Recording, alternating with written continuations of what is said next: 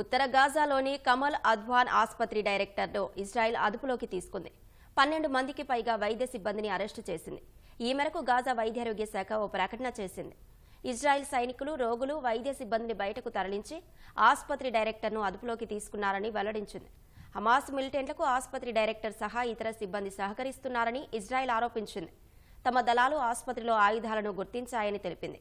కమల్ అద్వాన్ ఆసుపత్రిలో హమాస్ మిలిటెంట్లు తలదాచుకొని తమపై దాడులు చేస్తున్నారని ఇజ్రాయెల్ ఆరోపిస్తుండగా ఆసుపత్రి వర్గాలు ఖండించాయి. గతంలో ఆసుపత్రిపై జరిపిన దాడిలో 5 వైద్య సిబ్బంది మృతి చెందారని గాజా ఆరోగ్య శాఖ తెలిపింది. రోగులను సమీపంలో ఉన్న ధ్వంసమైన ఆసుపత్రికి తరలించామని వెల్లడించింది.